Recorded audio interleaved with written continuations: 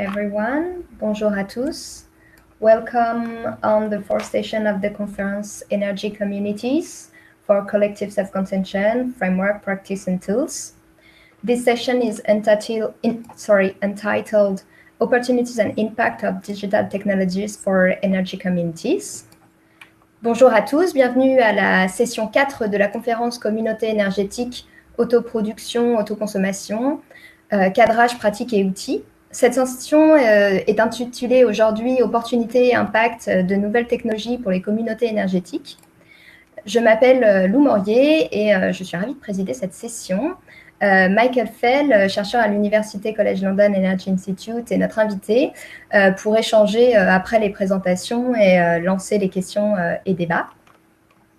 So my name is Lou Morriet and I'm happy to chair this session. Michael Fell, researcher at the University College London Energy Institute, is our guest today, and he will introduce the debate and the question after the 4 presentations. We received several communication in the same of digitalization and numerical tool as a way to speed energy transition or as a way to support energy communities. And so we decided to create a session today. And this session has the opportunity to together at the same time academics and entrepreneurs.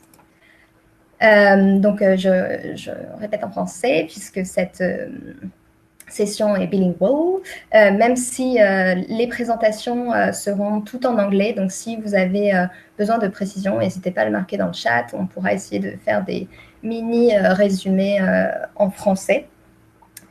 Donc, nous avons eu plusieurs communications sur le thème de la digitalisation et des outils numériques en tant que moyen d'action pour accélérer la transition énergétique ou comme support d'aide pour les communautés énergétiques. Et donc, nous en avons fait une session et l'intérêt de cette session aujourd'hui, c'est qu'elle arrive à regrouper à la fois des universitaires et des entrepreneurs. Donc, n'hésitez pas pendant les présentations à écrire dans le chat. Et pour rappel, cette session est enregistrée et vous pourrez revoir l'enregistrement en ligne un peu plus tard. So just a few remarks. So the session is recorded and will be broadcasted really soon. And so feel free to write your question in the chat during the presentation or just after. We will collect them and after we will ask the questions to the speakers. So now I'm happy to introduce Christine DEDE, who is working in the European Institute for Energy Research, EFER, which is located in Karlsruhe. She is a researcher in the section of Policy Analysis and Energy Market Studies. Donc je vais dans quelques minutes laisser la parole à Christine DEDE qui va pouvoir dès à présent allumer et son micro et sa caméra. Christine DEDE est chercheuse à EFER, l'Institut européen de recherche sur l'énergie à Karlsruhe. Et elle travaille sur l'analyse des politiques et des études de marché de l'énergie. En tout cas, elle est dans cette équipe-là. Je lui laisse la parole. Merci beaucoup. Thank you very much for this very kind introduction, and thank you for being here. So today I would like to present you our work on emerging digital business models for renewable self-consumers and the question in which way these business models can act as enablers for citizen participation in the energy transition. So to start with, we see on the one hand side that our nowadays energy system is more and more decentralized, is based on variable renewable energies such as wind and solar, and develops in more decentralized way than the traditional factor that energy system, which was more based on fossil fuels. On the right hand side, we can also see for the last decades there's an increase in digitalization, which also helps and enacts this emergence of more decentralized and smart energy systems. At the same time, we see different opportunities for prosumers to engage through self-consumption business models, which are indicated below. And in the center of this whole development, we see the citizen as actor in this transition. So we are asking, firstly, in which way does digitalization influence the emergence of these self-consumption business models? And then secondly, in which way citizens are unable to actively engage in the energy transition. So I would like to discuss with you the topic as follows. So to give you a first introduction of the role of prosumers as citizens in the energy transition, then speak about the role of digitalization in general and the impact to the energy transition, to give you a short overview of our methods, discuss with you then in which way these new business models act as enablers for citizens' participation, and then conclude with a short discussion and outlook.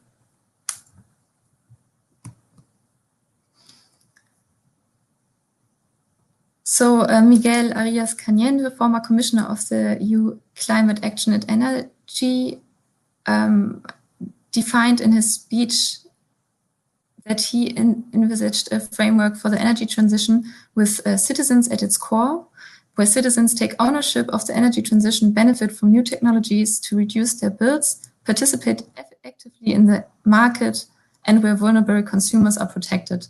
So here the EU clearly defines that citizens play a crucial role in the energy transition. So this is from a speech in London from 2015. And within the framework of energy citizenship, which was introduced by Divine Right in 2017, citizens are seen as active participants that influence innovation, that can engage politically, for instance. And Riehoek and et al. In 2018 defined the different roles of citizens as users, consumers, protesters, supporters, and also prosumers. So today we want to focus on the prosumers. And they are regarded as key players because of two assumptions. So first of all, they represent active participants in the energy transition and are therefore regarded to increase the acceptance of the energy transition. And then secondly, there's also the assumption that prosumers could help to provide flexibility services, for instance, by demand-side management or short-term storage to overcome challenges of variable renewable energies. So to have a look at Germany, we see in general that there's increase mainly within the last years from 2017 within the residential sector, increase of PV rooftop installations, and especially also in the last years an increase in the industrial sector, so with installations above 100 kilowatt peak or even above 750 kilowatt peak. And we see that electricity tariffs in Germany are increasing in all the three sectors, while at the same time feed-in tariffs and also levelized cost of electricity for PV rooftop are decreasing. So this is a strong economic incentive for prosumers to become then prosumer and benefit from self-produced electricity. Other incentives are also just environmental consciousness, just general interest in new technologies, or reaching higher degrees of self-sufficiency. To come now to the role of digitalization. So in general, digitalization helps, is the core of increased data availability. So it helps to link distributed energy resources, DER, which also then helps to activate or unlock flexibility. It also allows for precise forecast and demand-side management options or flexible tariffs. So in general, it makes the electricity system more smart through smart grids, smart home, smart meter appliances, and helps the emergence of new business models. So how does it help to the emergence of new business models? So first of all, short overview of our applied methods. Firstly, we did a systematic literature and market review of prosumer business models. Secondly, we tried to cluster them Thirdly, we choose criteria to analyze the participation for these business models. And for the moment, we were looking at the financial and economic participation. But of course, there are also other layers. And in the future, we're also considering structured interviews or also surveys. So in general, business models are defined or characterized by the three elements of value proposition, value creation, and value capture. The digital business model is then defined by a digital influence that somehow changes these value dimensions. Rehman et al., they also propose to include new elements within these business models, which are, for instance, service platforms, interface, or organization models to help to manage the increased numbers of actors in these business models. So the way how it then helps the emergence of self-consumption business models is then in the core of it all lays the increase of data availability, so which is referred as big data. Then as a second step, it helps the emergence of new technologies. So for instance, where smart grids are the core, the backbone of the whole infrastructure, which allows also remotely controllable energy devices. And then, for instance, allows for a more flexible prosumption. So where the individual self-consumer becomes a flexible prosumer, which is defined also by Kubli et al. From 2018. Then as a second step, we have an increase of participants in the sector. So interlinked actors and participants, which is also then allowed for, which enables the pooling of distributed energy resources and helps then to allow for prosumer-based virtual power plants, which is then the number 2. And thirdly, based on this more interlinked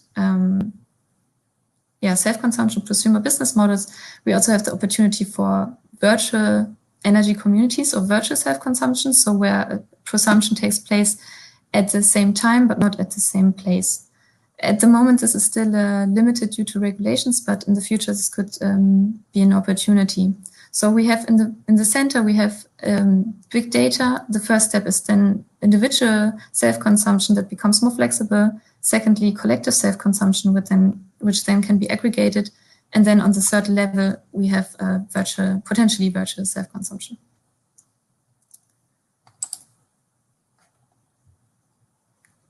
So in which way does digitalization influence the emergence of self-consumption business models? So it modernizes traditional business models, but also helps the emergence of new ones due to bidirectional communication, interlinking and aggregating distributed energy resources, and developing numerous of platforms and services. So we tried to cluster the different business models that we saw in the market. So on the left-hand side, we have a group of self-consumer-based business models, which are then differentiated in modernized traditional business models, which is, for instance, individual self-consumption that becomes then a flexible prosumer, or also collective self-consumption, which is, for instance, tenant electricity. Novel business models are rather than virtual storage, prosumer-based virtual power plants, or local energy markets.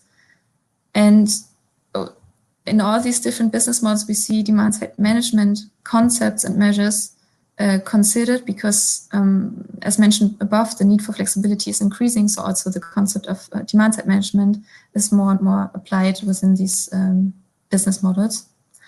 On the right-hand side, we see supporting business models. So these business models have another value proposition, usually as software services or also platform as a service. There are mainly three areas in which they emerge, which is regulatory consulting, metering and billing, and energy management. And they provide often their service as white label solutions to the self-consumer based, that add to the self-consumer based business models. The suppliers, there are just some examples who provides these types of business models. So we were looking at two different case studies. So one is the virtual storage. The second one is the prosumer-based virtual power plants. So in case one, the prosumer remains the operator of the power plant and sells the service of virtual storage from the electricity provider. And this concept is basically just a billing concept. So basically the electricity that is produced by the prosumer that is not consumed at the same time is fed into the grid and will be also accounted on some kind of a virtual account. So this amount of electricity, the prosumer can then afterwards either consume for free or at a lower price. So yeah, it's basically a billing concept where the grid is used as a virtual battery. Then the second case, the prosumer-based virtual power plant, is based on physical storage. So the prosumer has to have a virtual storage application and then agrees or signs a contract with the electricity provider that allows the electricity provider to get a certain volume or to control a certain volume of the battery. The electricity provider acts as an aggregator of different distributed electricity sources, and in that way, yeah, helps to provide also a flexibility to the market. So what is the role of participation? We looked at three criteria to analyze the economic participation, which is ownership, operationship, and the role of the aggregator. We see the role of the aggregator as an important part because this is a new role which is also not clearly defined in the regulation. And we see that there's an opportunity that, for instance, also cooperatives could take the role of an aggregator. So from the criteria we selected, we do not see that there's a high influence in the opportunities of citizens' participation on the economic level, but potentially services or business models that include flexibility provision could be more profitable due to double revenue streams. So the discussion is then we see that by right incentive setting, business models for self-consumption can contribute to the rise of energy citizenship. At the moment, we see that there are some boundaries within the regulatory framework that also do not allow for virtual self-consumption, also limits in the EG also collective self-consumption. And we see that business models that do not create only value to the prosumer, but also to the electricity system, then are more likely to sustain. Very recent developments also show that there are actually incentives that prosumers are limited in their activity in Germany. So the outlook would be that now we were just looking at the financial and economic participation, that we also revise our criteria, in which way we selected the criteria in which way we analyzed this work, and also look at different layers of participation. So for instance, e-participation or social participation, and then also in the next step, look at different surveys or semi-structured interviews. Yeah, so with this outlook, I would like to thank you for your attention, and yeah, thank you very much for your questions. Thank you. Do not hesitate to ask questions about this really clear presentation. So I will directly give the floor to Jean-Christophe POUDOU, qui est chercheur à l'Université de Montpellier en sciences économiques. So thanks for this captivating presentation, and I will now introduce Jean-Christophe POUDOU, professor in economics at l'Université de Montpellier in France. So I let him open his microphone just in the video.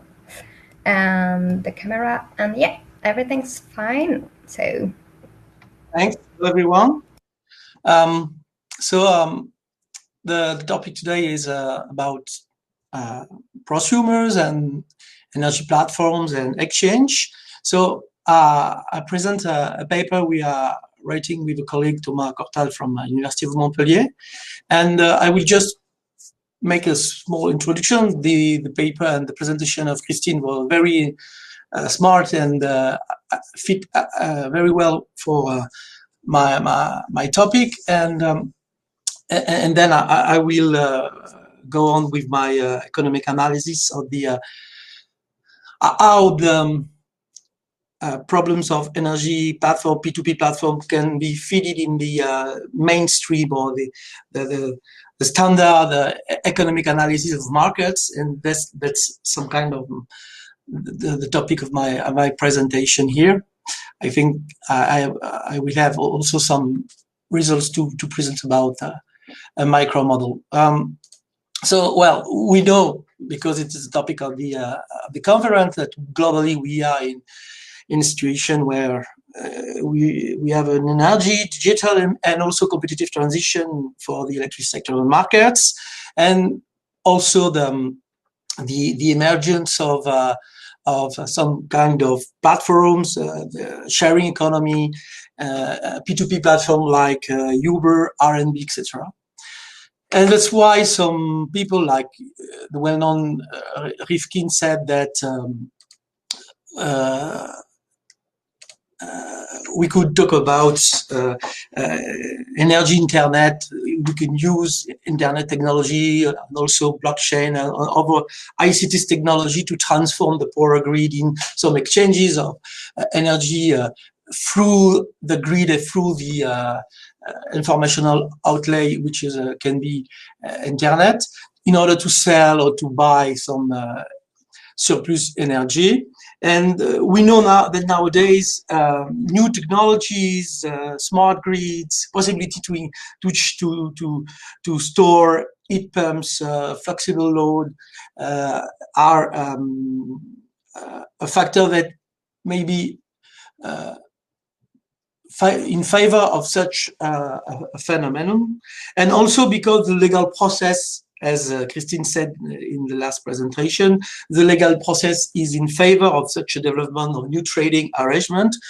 It is possible now to say that some kind of P2P exchanges, peer-to-peer energy exchanges are going to be possible. And of course, the iconic Brooklyn transacted grid example, which I think is well known for everybody here, is an example of how a market can emerge from households, neighbors, using token system, blockchain, apps, ICTs in a local microgrid connected to the central grid. Here, for example, in the case of Brooklyn, this is the case because there is some problems with the distribution grid. But we have seen in others' presentation in this conference that there are communities who want to participate to a movement of sharing energy using those kind of apps, those kind of technologies. And a lot of R&D projects, a lot of experiments have been done from in the past, but also nowadays. And we know that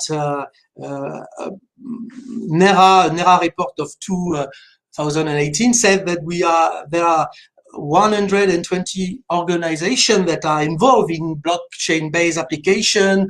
A lot of projects are deployed globally worldwide. So there are a movement for using and for experimenting those kind of exchanges between what Christine and what I will call prosumers, that is to say, basically consumers that are able to trade their energy surplus, their energy in excess, because they have installed distributed energy resources like PV rooftop and wind turbines. And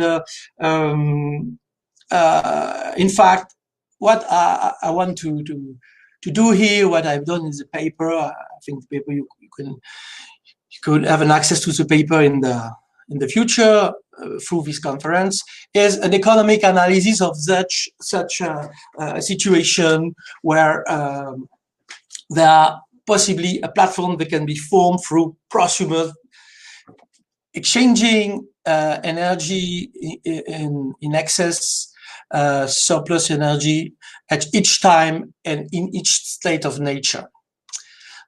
So what is the analysis? What is the main research question we want to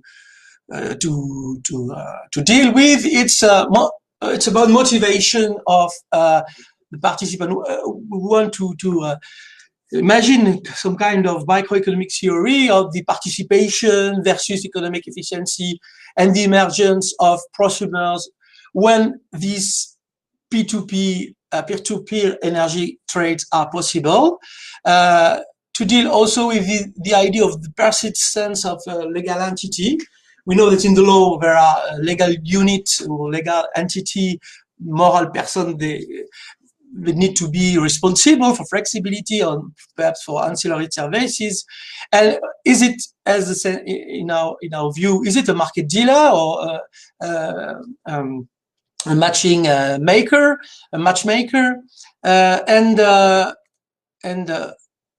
First of all, if these exchanges are possible, and because of ICT, blockchain, etc., what kind of economic incentive within the platform, within those markets, not because of the policy tools? A lot of literature have been written about this, but here the inner economic incentive these P2P exchanges create in contrast to a centralized system.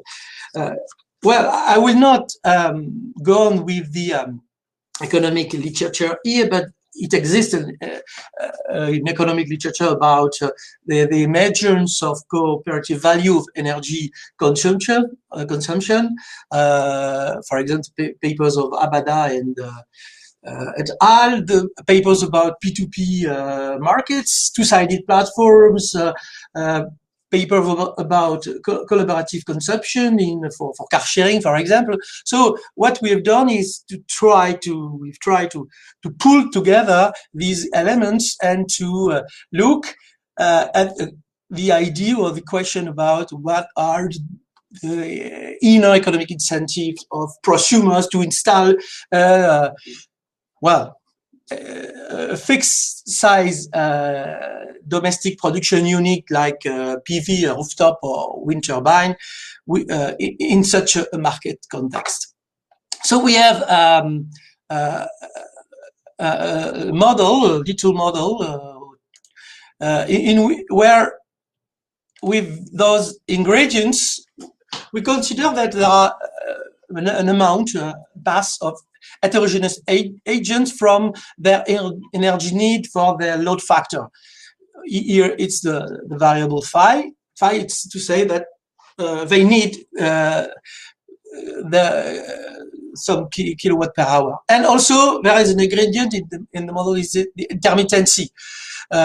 They can install maximal capacity of here in fixed size DPU domestic production unit of Q, and is the kilowatt peak, in fact, of this capacity. So it can be PV rooftop, etc.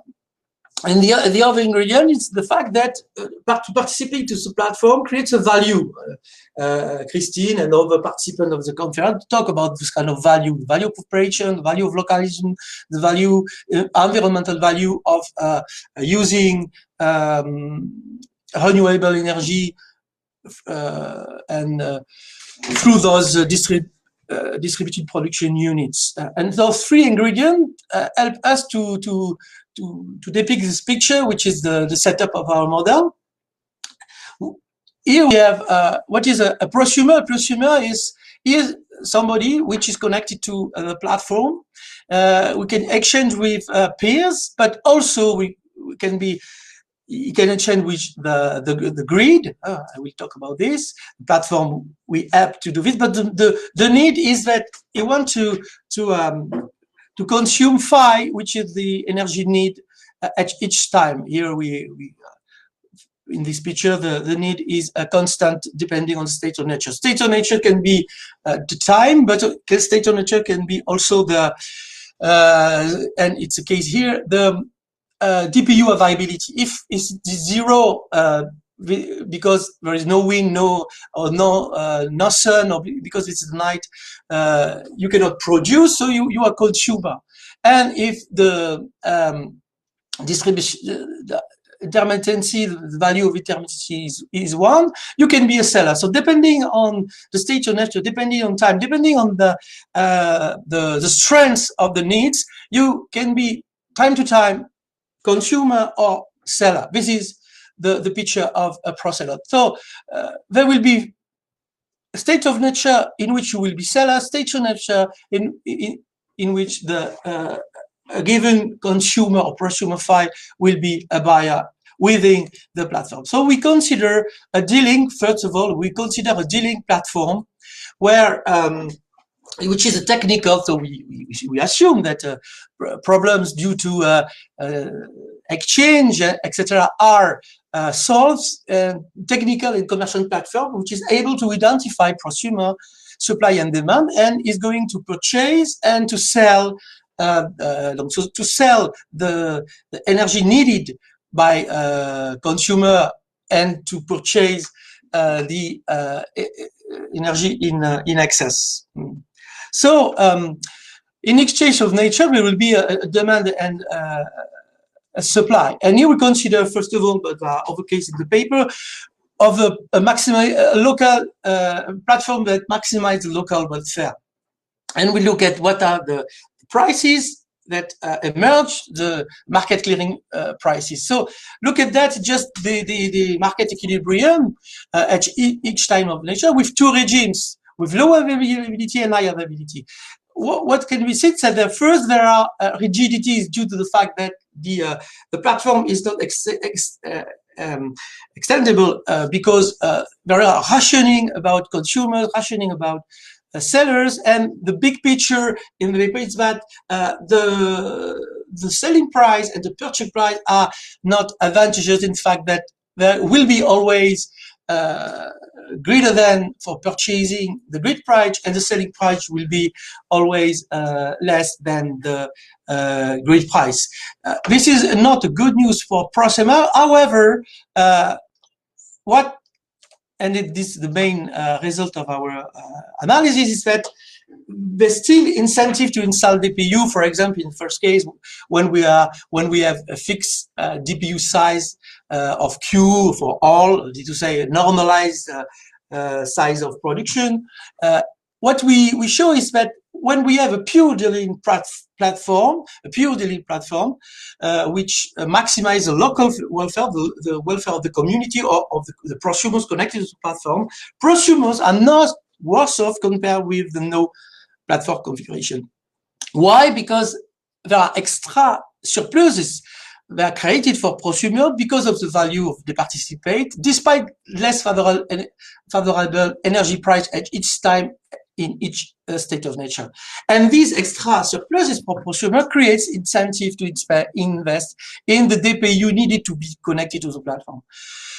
So investing in DPU increase self-consumption, of course, and this reduce also the occurrence of these disadvantageous prices when connected to the platform, that is purchase premium and sale shortfall. And to finish, because I've seen that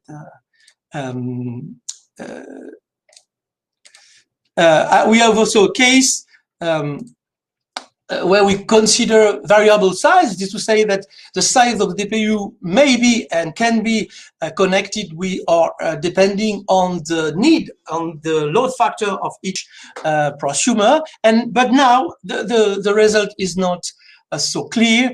There are ambiguous effects of DPU size, because now investing in DPU have countervailing effects of on prices within the platform, that is to say purchase price and selling price that are that emerge due to the dealer. Marginal incentive to install DPU are boosted by the positive marginal effect created by the DPU, but they are dampened by the negative marginal effect due to the selling price. So it is more oriented for purchasing than for selling. To conclude, just saying that in the paper we have also look at some ideas like zero pricing. We consider also with zero pricing it is also possible. It is not optimal, but there are still some incentive possible to install DPU or for matching platform. So the only case we have looked which is not advantageous for prosumers is the case of autarky. In the case of autarky, agents are not always better. Well, thank you very much for your attention and for your questions. Thanks a lot. As the time going, so I will directly give the floor to the last presentation and the last speaker, which is Daniel MUGNIER. So he's from the TECSOL company who works on solar engineering, and he is the head of the innovation department. Donc je vais passer directement la parole à Daniel MUGNIER pour lui permettre d'ouvrir son micro et d'ouvrir sa caméra. Daniel MUGNIER fait partie de l'entreprise TECSOL qui travaille sur les questions du solaire, et il est responsable du département innovation. Et je le laisse ouvrir son micro, donc cliquez sur l'icône de la caméra et de l'icône du son. Et donc j'en profite pour remercier les 3 participants précédents pour leur contribution à ce webinaire qui, je trouve, se complètent parfaitement et sont très détaillés. So I will give the floor to Daniel MUGNIER, and I take some time to thanks a lot the 3 first presentation, and I'm sure the last one too. Thanks for coming. Yeah, everything works. Yeah. Daniel MUGNIER, hello everybody. And do not hesitate to ask your question. I forget that. Thank you. Okay, thank you very much, Nelly. So my name is Daniel MUGNIER. I'm head of innovation at TECSOL, as it was said, and I will rapidly but surely present you the development of blockchain solution to optimize collective PV self-consumption. And the goal is at the end to present you practical feedbacks. So I will really start now. My presentation will be in 3 parts. First will be about collective PV self-consumption, how it works in France especially. Then I will explain blockchain, and essentially through our spin-off called Sunchain. And I will finish with practical examples. So firstly, business model fundamentals, rapidly, but the main aspect for collective self-consumption is that for customers, the savings are decrease of the part of the electricity invoice. And we see that in France, income can be set on the furniture of electricity bills on this part, which is less than 1/2. And for the producers, the main income is through cost competitive energy sales. So this dimension is really important because the model is in between. We need to have a double benefit. The business model fundamentals as well is at the moment in France, most interesting way to connect to the grid when producing PV is in absolute to sell surplus. It's the surplus sales mode. At the moment, the main projects are mixing both individual and collective self-consumption. For explaining the situation, a simple and very efficient way is to show you ongoing project, R&D project called DigiSol, supported by ADEME in the frame of Investissement d'Avenir. From the beginning, we planned to make 22 residential projects in 3 years' time, and from that, we finally got one operational project with 20 dwellings after 2 years' time, and we have 3 projects under construction. This project is really to push for using blockchain in PV collective self-consumption. And the second part was to develop 30 projects for quarters. And for that, at the moment, after 2 years, we have 2 operational projects and 5 in the pipe. And below that, the target, and it's interesting to have a view on it, the PV self-consumption rate should have and will and is reaching more than 80%. And the PV self-production rate, the solar share in the full electricity consumption must be at least between 15 and 20%. And at the moment, for this project, the payback is nearly more than 15 years without subsidies. So it's showing that the challenge is hard. And at the moment, for PV self-consumption, collective self-consumption, there are 2 main profiles for makers.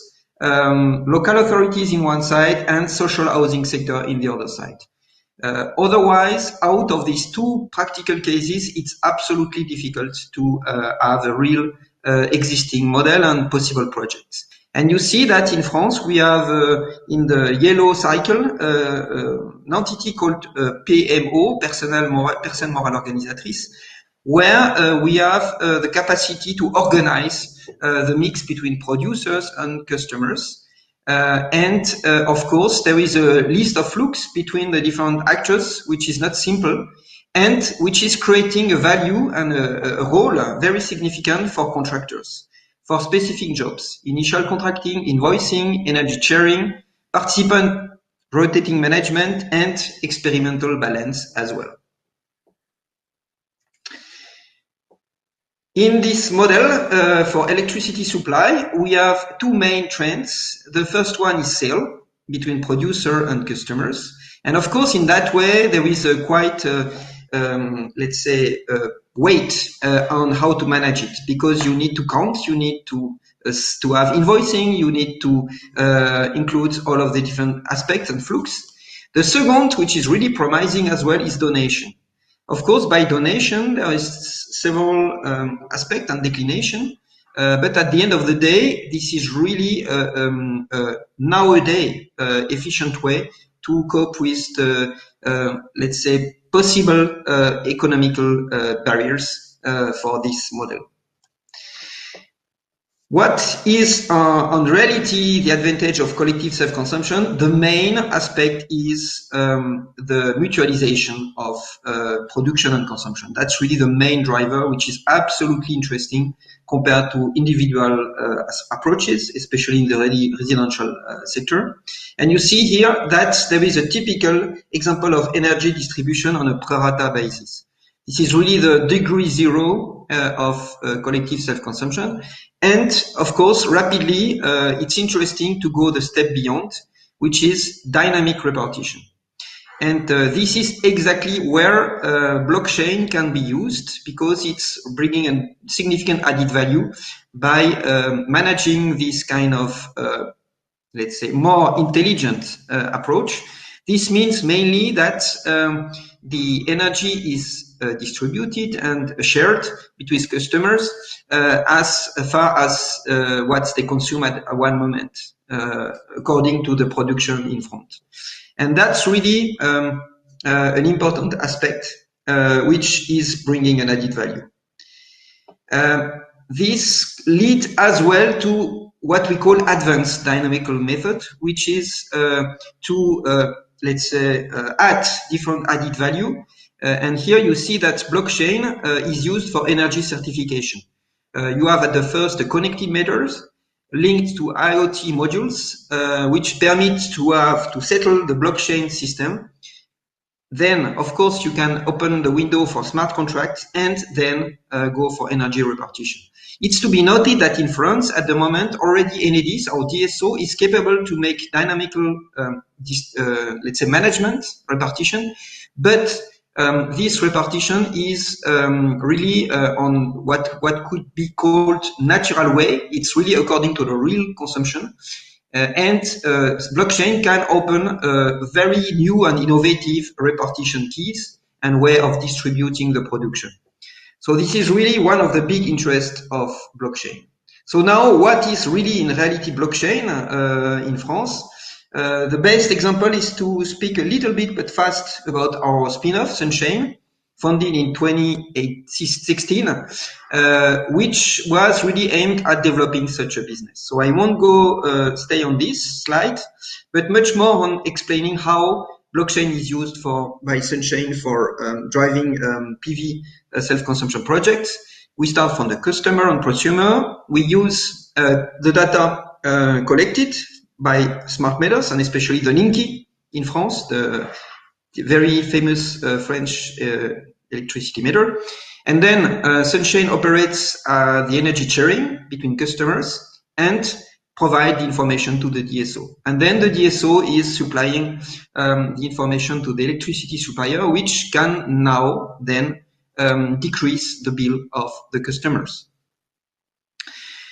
Of course, it's possible to go beyond self-consumption and collective self-consumption. And then you see that it's really much more powerful than that, and it's capable to give trust, energy certification, and traceability of energy consumption.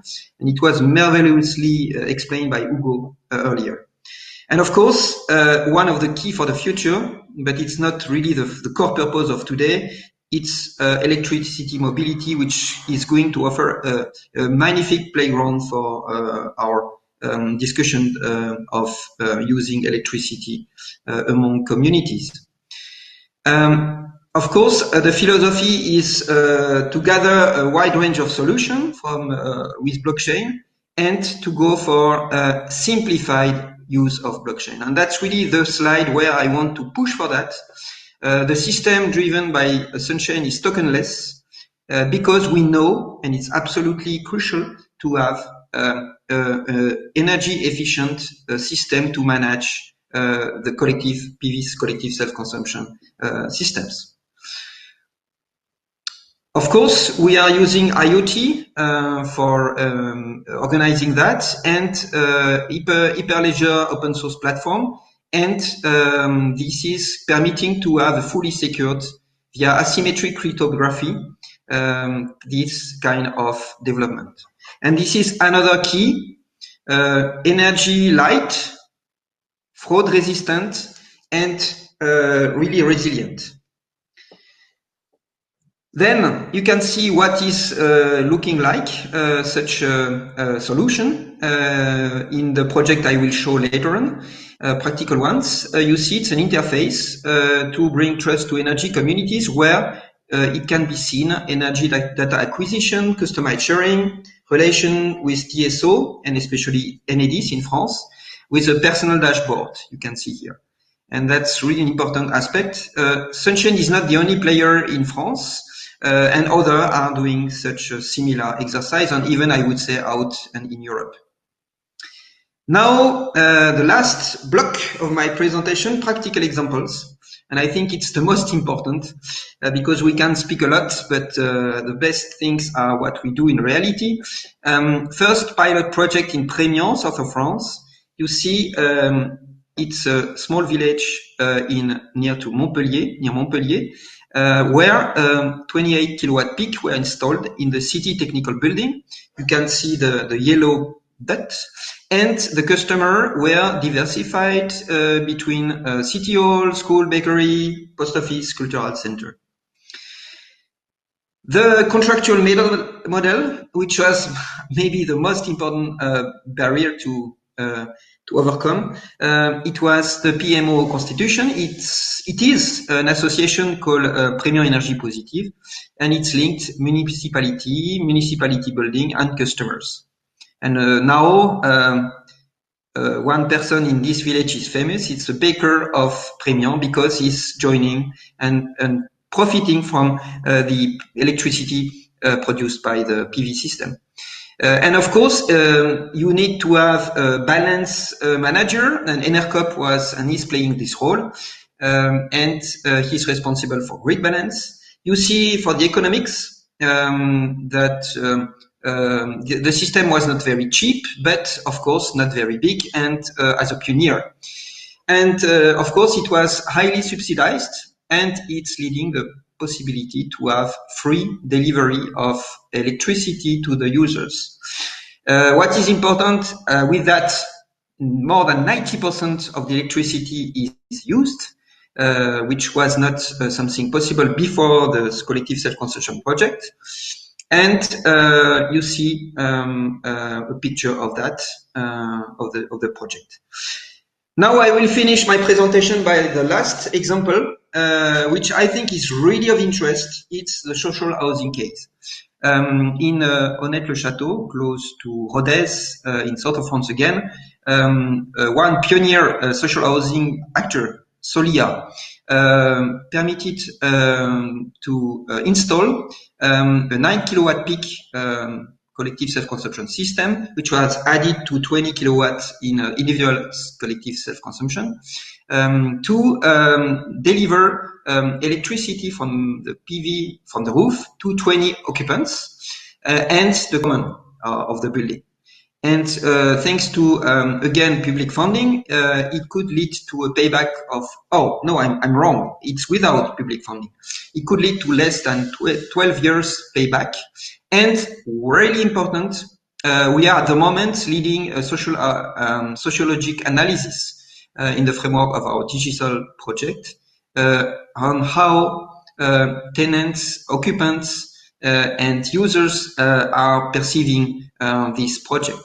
It's leading to the last message I wanted to transmit, and it's already indicated in the chat I contributed for.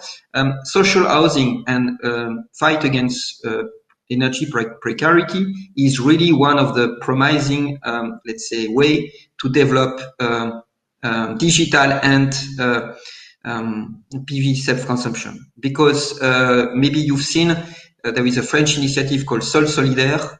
It's an association, an NGO, really aimed at developing this. And I think it's really permitting to mix both, let's say, ambition of more energy from PV and from solar and from renewables, as well as enlarge the benefits to all the population.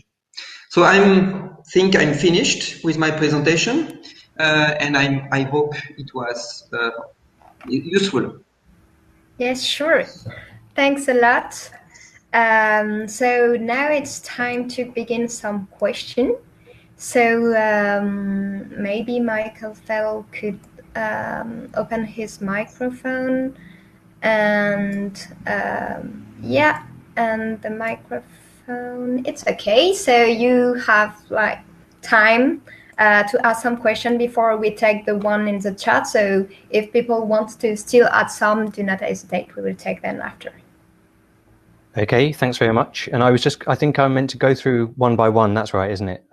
That's easier for you to manage. It's a little bit easier, maybe 2 by 2, and after we will see. Okay, well, I'll start with the first presentation anyway. But I mean, just very briefly, just to position myself. So I'm a social researcher at University College London. So parts of that probably went a bit over my head, but I'm going to do my best to ask some basic questions and keep it relatively brief so we can get into all the ones that we saw coming in the chat. And just to say overall, I think it was really interesting to see 4 quite different and complementary perspectives, giving us quite a rounded picture of all the possibilities in this area. So on the first presentation, which was regarding the contribution of digitization to new business models and the connection of this with participation. I think it was Christine. I was interested to note that the models you focused on still appeared to be mainly based around kind of units of energy, consuming or producing units of energy or electricity. And I wondered if you had looked, or if you plan to look at more kind of service models where, in a sense, the unit of energy disappears and it's more the service which is valued. And also you were still focusing very much on pure electricity products, as opposed to anything that was more widely integrated with either mobility or even wider, like telecommunications, entertainment, so on. All of these things, digitization seems to open the door to do. Is that something that you've thought about at all, plan to look at? Thank you very much. Yes, so regarding service models, we were looking in this, for instance, with these, we call them supporting models that support these self-consumer-based business models, for instance, through softwares or through services. So basically, the unit of energy then disappears. I think indeed this is really important to look at. So far, we saw that mainly these business models provide services, but then rather to the utilities or to the electricity providers than to the citizens. So that's why we did not put the focus so far on them. But indeed, we should also may have a broader look than also at other service providers, maybe also with special focus for collective self-consumption or for citizens as well. So yeah, definitely that's a good point. And if you could repeat perhaps the second question. Well, also, I mean, I was mentioning the possibility of broader integration with non-energy services, telecommunications, mobility, these kind of more of a lifestyle type product. Is this something that is on the radar of business models you've been looking at? Mm-hmm. Yes, so definitely. As I've described in the presentation, at the moment we were just looking at this one layer of participation, which is then the economic and financial participation.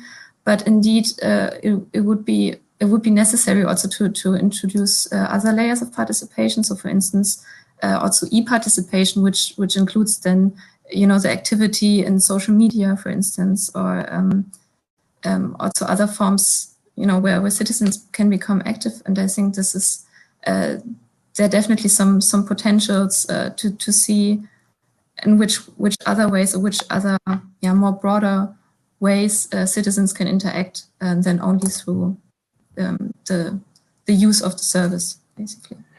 Well, just finally on that, and then I just have one quick question, and then I could probably move on. I was sort of thinking about the kind of models where, for example, you might buy an electric car and then the electricity just comes packaged as part of it, or you might buy a entertainment contract like Netflix, and combined with that, your energy comes in sold in the same way or through the same supplier that you want to get. So there might be ways of this interesting point where people are potentially becoming more engaged in their energy use because it can be actively managed by the supplier, but much disengaged because they're not even paying energy bills anymore. They're just buying their electric car or paying their Netflix. All right. Yes. Yes, interesting. So far, we haven't done a closer look at this, but because I think it's also not that applied yet in Germany, but it's definitely a good point because we also see this development of flat rates, where indeed other services are also linked to the electricity supply. So, yeah. Great. And just sorry, one final brief one, just because I thought it was interesting, but then I should probably move on. I was interested in this kind of virtual storage model, which seemed like it might be quite interesting from a sort of consumer appeal and potentially getting people interested and participating angle. But it could potentially run into causing problems for the grid in some ways, depending on when people kind of demand their energy back. And there's a product in the UK from British Gas called Free Saturdays, where people get to use free energy for a part of the weekend. And it's really, people really like it, from what I understand, but it creates this big new peak on a Saturday, which, you know, is potentially problematic for the grid. So there's this kind of trade-off between getting people interested and potentially causing problems. And I wonder if you just had any brief view on that. Yeah, definitely. So actually, that's also why we chose these two examples. So, for instance, this example of virtual storage basically uses then the grid as a storage, and indeed that can cause trouble at the moment, because it's not that broadly used. I think the consequence is really minor. But this is also why we would also like to stress that if we want to provide a business model for which is sustainable, basically, that also has to acknowledge then the system needs. So, for instance, if we then just feed in electricity and use the grid as a virtual storage, then of course the flexibility provision is then definitely limited, and we cannot. We in the end probably will cause more trouble to the system than we can provide any value to it. Right. And this is then the opposite case also for instance, the swarm batteries or virtual power plants, where we can combine different energy resources and then even provide flexibility to the balancing market. Great, thanks very much. Thank you. I was going to move on to the next presentation, which I think was Professor POUDOU, which was looking at whether I think it would actually be economically attractive to prosumers to invest in distributed renewables and participate in peer-to-peer. So here is one where I stress that I'm not an economist, and so I first of all just had a very quick, just to ask you just to clarify on one point for me, which was, I think at one point you said that just in the model you looked at, there could be higher energy prices for consumers, but still extra surpluses somehow. You were seeming to suggest that they could benefit from taking part in this, but prices could be higher or something. So I just wondered if you could clarify this for me. Yeah, in fact, in the literature of energy commodities, or a lot of paper have been written to elicit, to identify what is the value of being together. So we start by the fact that if, and it's a counter argument, if you have not this added value of environmental concerns, value of localism, value of being connected to others, like a matching value, a value creating by matching, by the distance of trading with peer-to-peers. In fact, in our simple analysis, where all the value is monetary, is based on financial trading, exchanging within the platform or exchanging with the grid will come to the same outcome, to say the same price, so as a result, it is not a result, but it's an assumption in the model. If those communities are possible, there needed to be there is a need to a value to be created, and this value, which is here very simply represented by a parameter, by just a value exogenous, it's the driver of the possibility to exchange and also to trade the energy within the platform or within the community at what I call disadvantageous prices. That is to say, the purchase price is higher than the grid, because as you have seen, because you have read the paper, but I'm not sure that it was clear in my presentation for everybody, that in my paper the platform is connected with the grid, the exchange within the platform, and also to the energy balances being realized with the grid. So the purchase price is higher than the grid price, and the selling price is lower. But this is because there is a value to be connected. this is why those purchases premia and sales shortfall are possible, and create the inner incentives to be connected and drive the results. Great, I hope you have understood the idea. Yeah, that's clear. Thanks. And just a quick second question. I think in the paper you mentioned, if I've understood correctly, I'm not sure if you mentioned it here, but obviously it was quite a simple model, and I don't think included things like storage, variable demand. And I just wondered, obviously you haven't modeled that, so you don't know, but if you had to speculate, what do you think the inclusion of some of those things, which I think are quite strongly expected as part of these models, what do you think the magnitude of their contribution would be to the numbers? Well, talking about the storage and batteries, etc. The problem is that to have an effect on the results, it would be that we need to enhance the model to be really dynamical, because here there is some kind of dynamic which is captured by the fact of, depending on the states of the DPU availability, this is say the times where it is possible to produce or it is not possible to produce with the PV rooftop of the wind turbine, it's related to time. But storage, it's a question of time, of a trade-off between 2 points of time. So if you wanted to include this, we need to consider dynamic, the dynamic counterpart of what we. So if we put it in this static framework, okay, I think that. First, we have to consider costs of installing those batteries, which cannot be, as it is in our analysis, an individual cost. It needs to be collectively shared or something like that, because I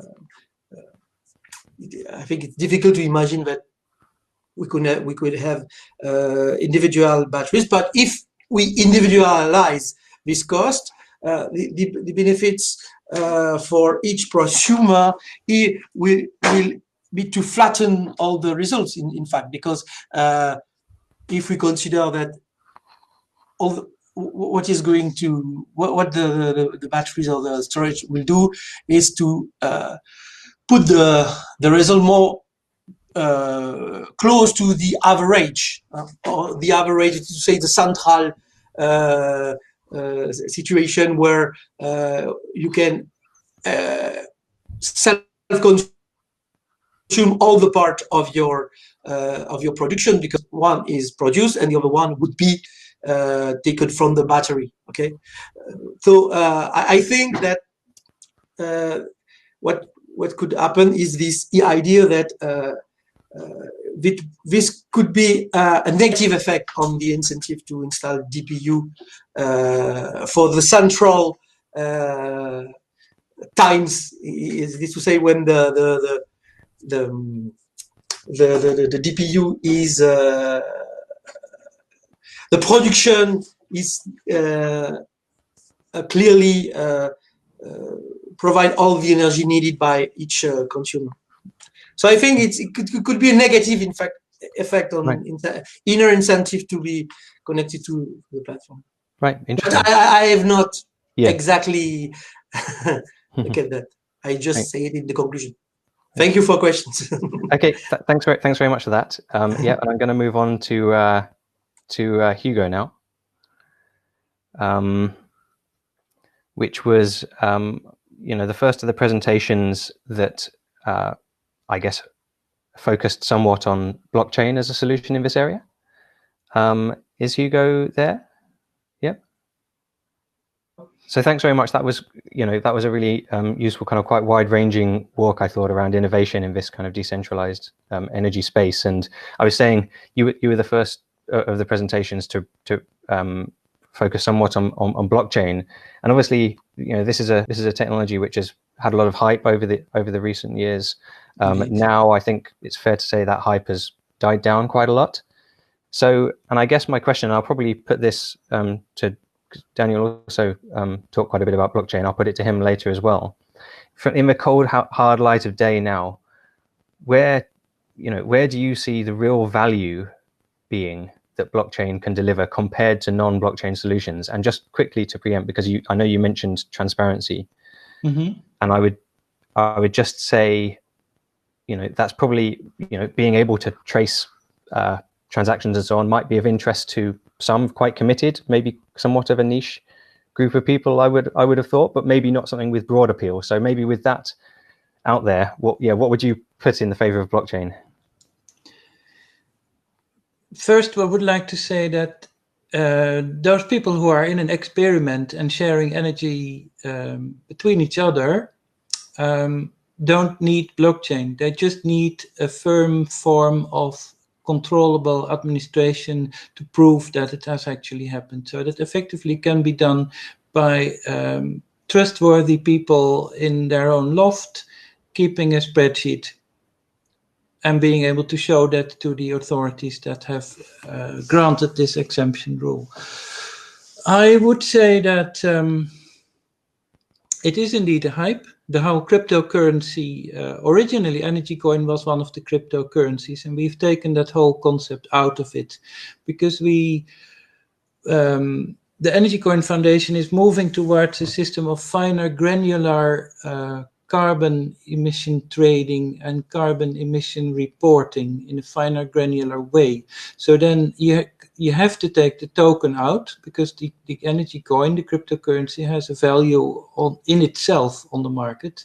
And if you want to do it properly, then the carbon pricing should be similar as the normal trading in carbon with the price per ton of carbon. So that should be the same as the price of gram per carbon. So in that case, you don't want three variables. So that's why we've taken the whole cryptocurrency out of the equation in this field.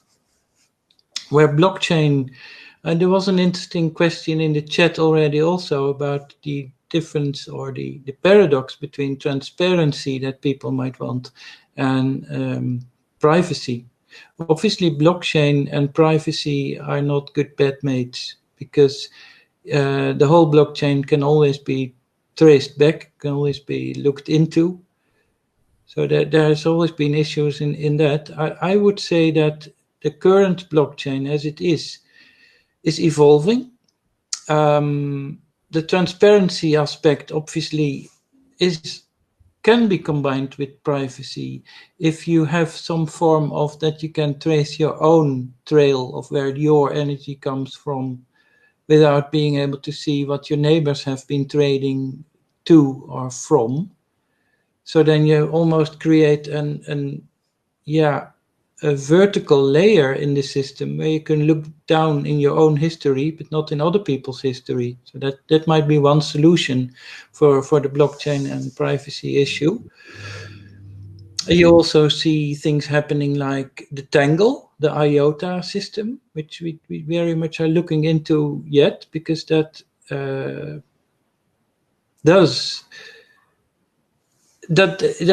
doesn't involve any fee or any mining anymore. It's just a simple system of allowing 2 transactions on your computer power in order to be able to do 1 transaction. So that's indefinitely scalable.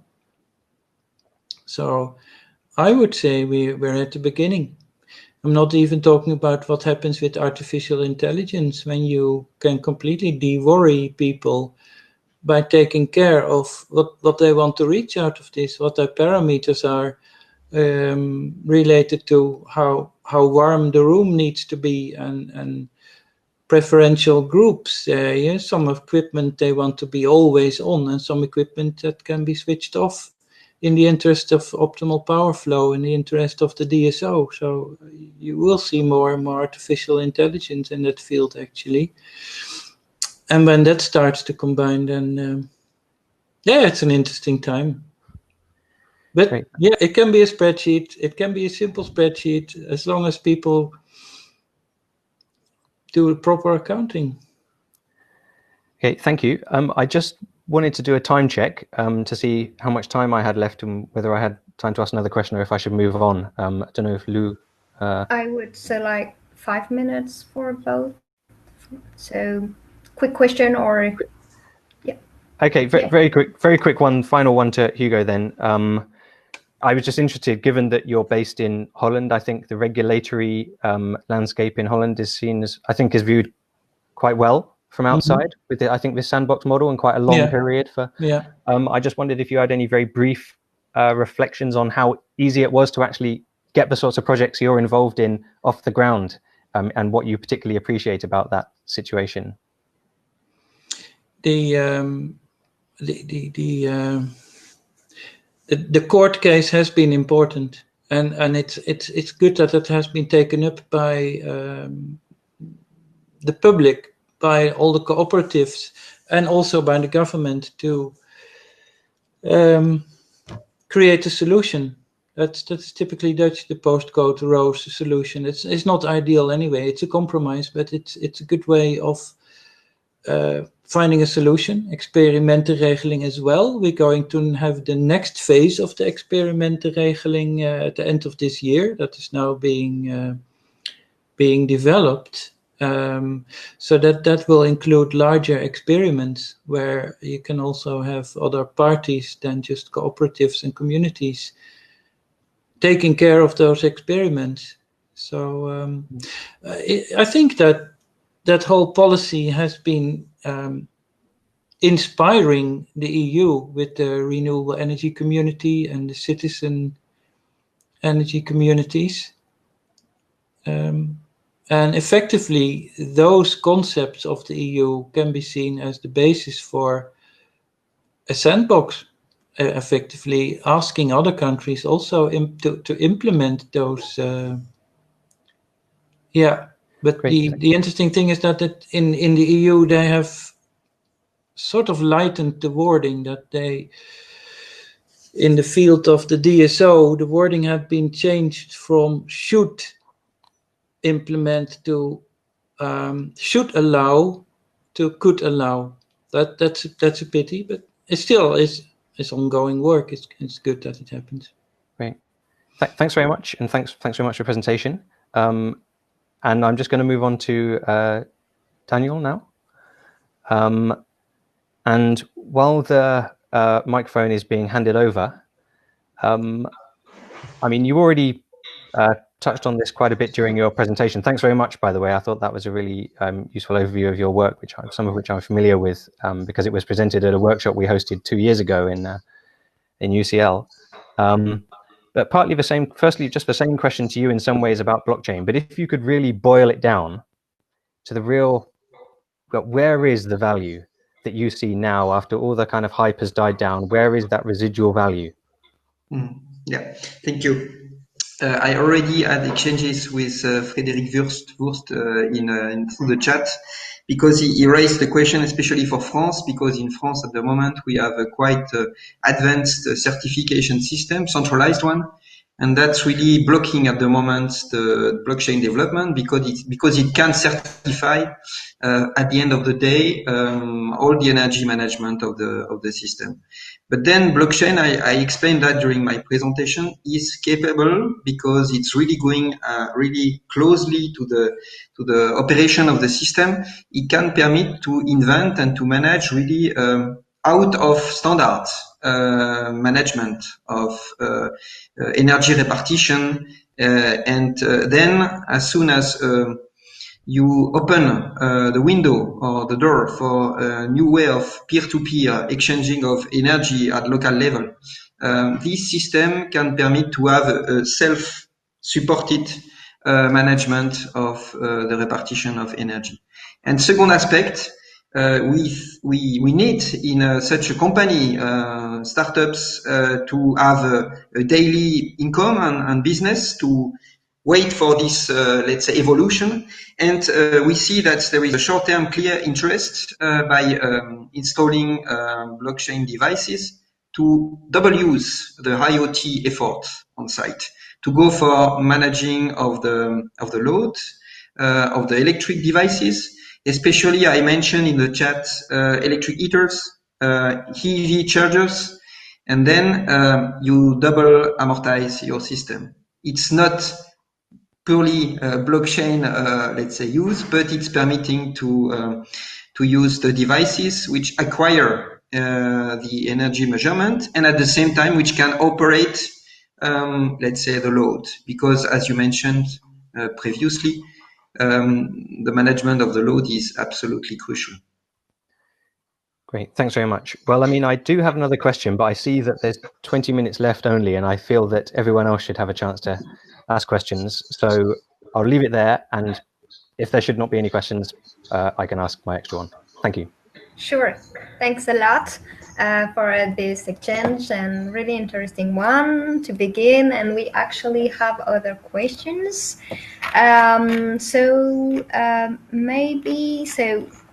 Coming back to the beginning, so I think this question is for all of you, and it was a really, really generic question for an old presentation with really lots of answers, I guess.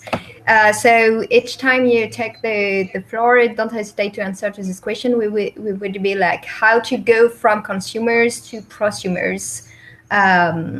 So that's a general question, and I would love to hear your answers. And another question maybe for Christine, it was asked to Christine, but don't hesitate to ask for answering these questions, or to take the time at the end when it's your time to answer. So it would be like how to manage what we call participation, involving consumers. And what about so assistance à maîtrise d'usage, which could be like help on control the uses. So I guess we had like some answers just before from Daniel with blockchain, but maybe we have like plenty of other ideas, and maybe Christine, you could like give an idea of what you think about this question. Yeah, sure. Thank you very much. So maybe first of all, how to become a prosumer. So basically, I mean, every citizen is a consumer of electricity, and then to become a prosumer is then by installing, for instance, a PV plant or any other device, and in that way allow self-consumption. And so in that way, a consumer can become an active prosumer. If this is already the answer to that question. To the second question, of course, for participation, I think the first that always comes in mind with participation and energy transition is the processes of state participation measures, for instance, with the construction of wind power plants. For instance, in Germany, there's also quite a large group of protesters against it also. So this part of participation is definitely an important part. So where we were looking at is also the question, what other kinds of levels of participation can be allowed. So that really many different levels. So one level we were looking at is then the business models for self-consumption, because I think this was also another question. Usually business models, of course, have an economic interest. So the utility has an economic interest of creating those business models. But the interesting part in it is that it's that the value that is created is created also for, or could be also created for the citizens as well, and in that way also enable self-consumption. So this was our assumption, yeah, so how to manage participation? I think it's just interesting to look at other ways of levels of participation, so that it's perhaps not only coming from the state, but also from other initiatives, from innovations, from social innovations that can also lead then to an increase of participation. So I cannot just give a clear structure how this is how participation, but there are just many ways where it can take part. Thank you. So I have another question, but maybe it's also for Hugo Schanbeck. I don't know when it came out. So feel free to answer, and after I will ask it again to Ego. Is there any concept to analyze, I get the interplay of utilities and prosumers' business models? Yes, so maybe I mentioned it before. So of course the interest of the utility is then an economic interest to provide these prosumer business models. So the framework to analyze the interplay is then really much reliant on the revenue streams. And then again, yeah, the interest, for instance, the aim of the utility is not in the first place, for instance, to allow participation, but it could somehow be an added value that comes into part that takes place with this new business model. But yeah, so that would be basically the concept. So basically the revenues, to analyze the revenue streams in the framework of the interactions. Mm-hmm. Can I? Yes. Yes, sure. Thank you. Shall I add something? I think it's, I also mentioned that before, it's really important if there isn't enough analyzing of this done, it should be done. Because I mentioned before that if there would be too many prosumers doing self-supply and trading, then vulnerable customers might end up with the traditional energy suppliers who is balance responsible. So there's the costs of the balance responsibility with the energy supplier could grow, and that could be offset to vulnerable customers. So it is really important for the networks working in this to have that properly investigated. Because ideally, and it's also different in what country you are. Some countries, the DSO and the energy retail are still publicly owned. Some countries, both of them are liberalized. And some of countries like Holland, the DSO is still in public hands and always will be. And the retail is privatized. So then you obviously also have a paradox almost, because the DSO is responsible for the balancing in the electrical layer, as I would say it, whereas the retail, the program responsible party, the energy supplier, is responsible for the balancing in the financial market. And there's a paradox between that as well. Ideally, you would look at them together and also look at the interest of the consumers to optimize at all levels.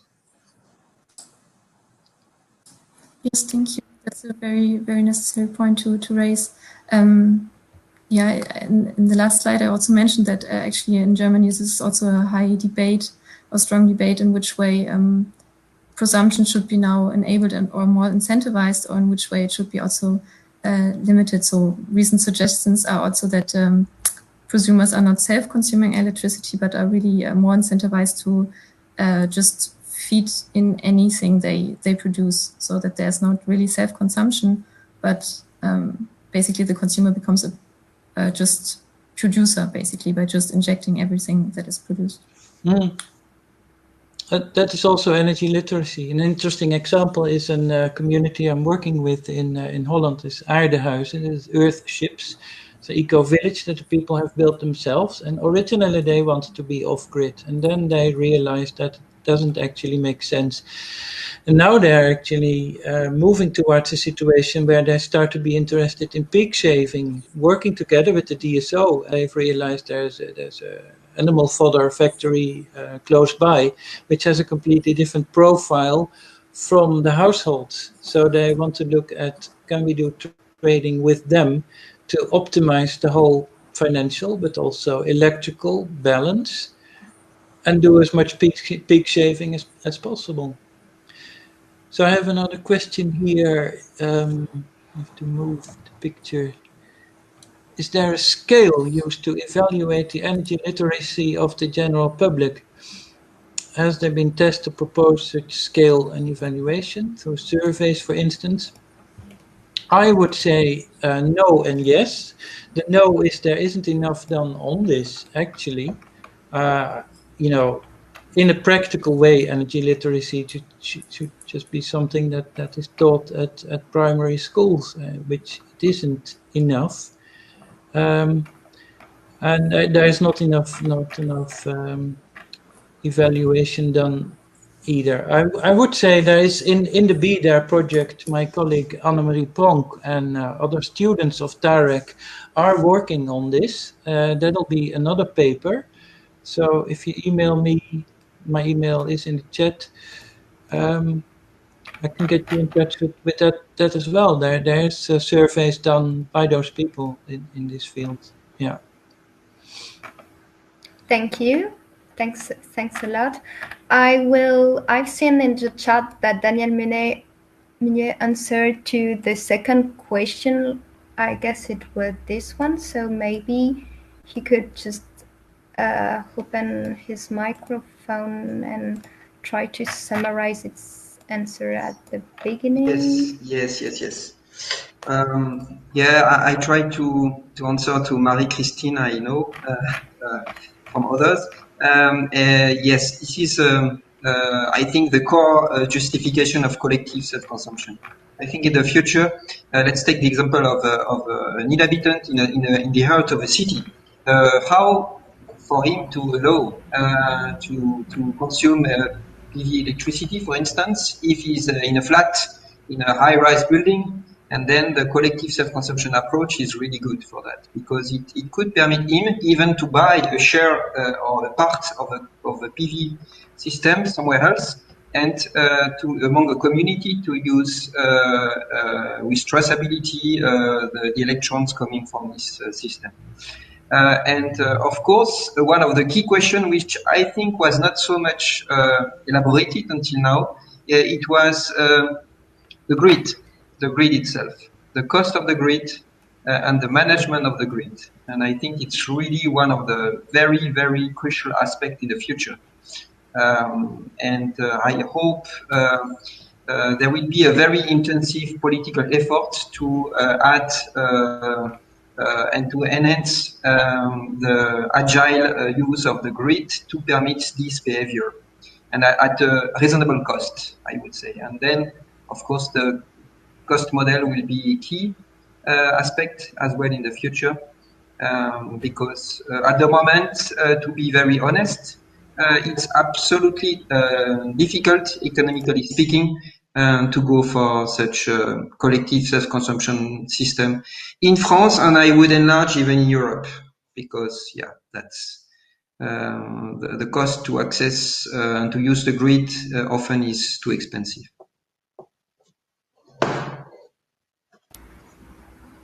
Okay, and could you quickly answer to one question? I think you did it on the chat, but about like how blockchain can help on energy flexibility, and yeah, this one, if you have like examples, or you may mention it with the storage, or yeah. Yes.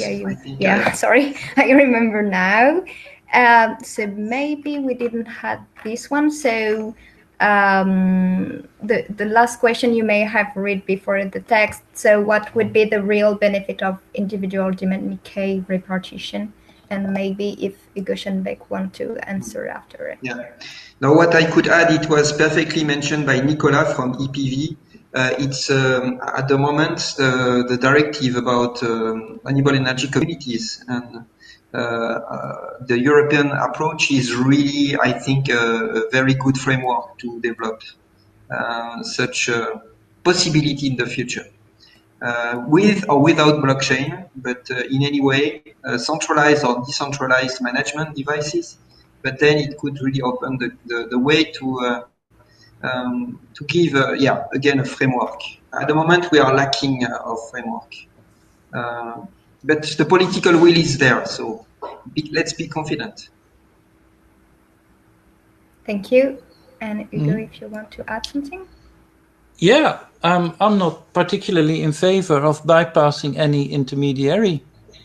That's simple. I mean, I would say that energy and blockchain is one of the most interesting, but also most difficult and most controversial fields where you can apply a blockchain. I think the trading of goods, trading of services, the insurance industry, all are much easier to apply blockchain and more logical than the energy field, because there is always the interest of the stable grid, energy security, vulnerable people. There's much more involved than simple trading. And in practice, I see hardly any enthusiasm with DSOs and energy suppliers in Holland to completely have it bypass intermediaries as Bitcoin originally was designed, even if they are looking at the tangle of the IOTA. It wouldn't be the public tangle, but it would be a private tangle in order to safeguard your garden, you know. Yeah. Okay, thank you. And I will just ask Jean-Christophe POUDOU for a few words. So maybe for the first question, from consumers to prosumers, or if he wants to answer to any question we had before. And sorry, I couldn't just go on all the questions, but I think that there was lots of exchanges, so I took the one who I didn't see any exchange on it. But feel free to ask a question and to keep in contact after. So yeah, do you have your microphone opened? No. Okay. So okay. Yeah. Yeah. Okay. Yeah. About the question, I think that it has been already answered.